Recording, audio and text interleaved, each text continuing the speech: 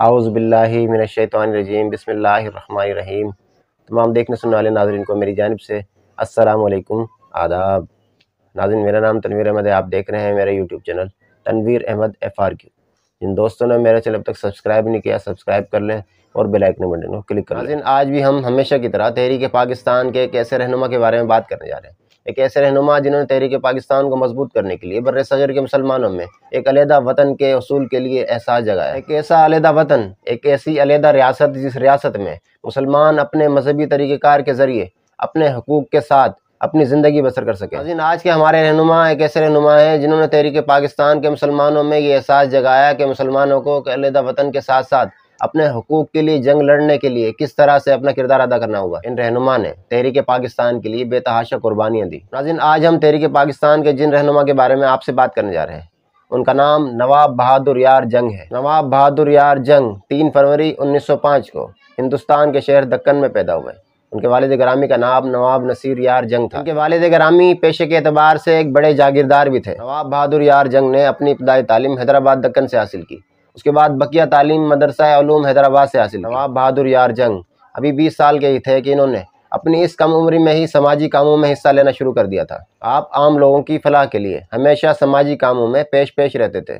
آپ مسلم ممالک اور مسلمانوں کے حالات میں گہری دلچسپی رکھتے تھے۔ آپ مسلمانوں کے حالات اور واقعات کے لیے ہمیشہ باخبر رہتے تھے اور ان کے اس مشکل حالات کے لیے فکر مند بھی رہتے تھے۔ اس دور میں آپ نے بیشتر اسلامی ممالک کے دورے بھی کیے اور وہاں کے مسلمان رہنماؤں سے وہاں کے مسلمانوں کے مسائل سے آگاہی حاصل کی۔ نواب بہادر یار جنگ ہمیشہ برطانوی اقتدار کی مخالفت کرتے تھے۔ اس مخالفت کی وجہ سے حیدرآباد دکن کے جاگیردار آپ سے ہمیشہ نالاں رہتے تھے، مگر ان جاگیرداروں کی مخالفت کی وجہ سے آپ کا عزم کبھی کم نہ ہوا۔ وہ اپنے اسی انداز کے ساتھ ہمیشہ برطانوی حکومت کی مخالفت کرتے رہے۔ آپ آخری دم تک ہمیشہ بر صغیر کے مسلمانوں کے لیے کوشاں رہے۔ نواب بہادر یار جنگ نے مجلس اتحاد المسلمین کی بنیاد رکھی۔ اس تنظیم نے ریاست حیدرآباد دکن اور ریاست کے باہر بھی مسلمانوں کے حقوق کے تحفظ کے لیے اہم کردار ادا کیا۔ آپ آل انڈیا مجلس اتحاد المسلمین سمیت آل انڈیا مسلم لیگ، تحریک خاکسار جیسی تنظیموں میں اہم کردار ادا کرتے ہوئے تحریک پاکستان جیسے اہم مقصد کے لیے کام کرتے رہے۔ آپ کی پیشہ ورانہ زبان میں عربی،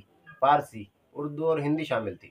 آپ تحریک پاکستان کے بہترین رہنما ہونے کے ساتھ ساتھ ایک بہترین فلسفی۔ 23 مارچ 1940 کو لاہور میں آل انڈیا مسلم لیگ کا ایک تاریخی اجلاس ہوا، جس اجلاس میں ایک قرارداد پاکستان پیش کی گئی۔ اس اجلاس میں نواب بہادر یار جنگ نے بھی شرکت کی۔ اس اجلاس میں آپ کو تقریر کرنے کا موقع ملا تو آپ نے بڑی مورکہ آرا تقریر کی۔ آپ کی اس تقریر سے اس اجلاس کے شرکاء میں بھرپور جوش نظر آیا۔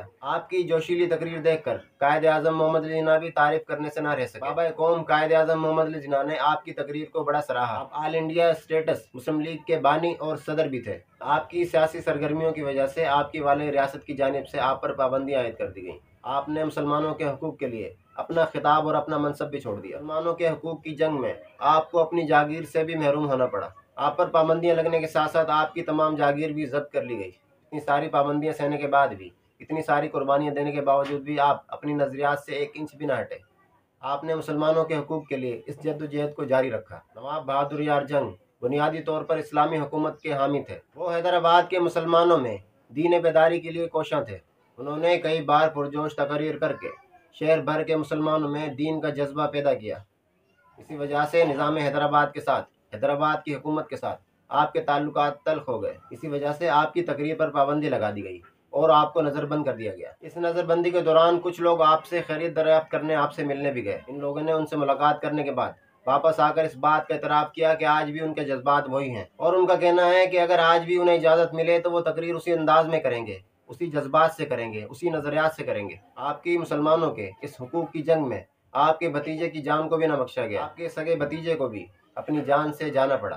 اس موقع پر بھی آپ نے خود صبر کرتے ہوئے اپنے حامیوں کو صبر کرنے کی تلقین کی۔ آپ مسلمانوں کو دور اندیش اور مصلحت شناس بنانا چاہتے تھے۔ آپ دینی اور مذہبی جذبے کے ساتھ ساتھ عصری تعلیم کے بھی حامی تھے۔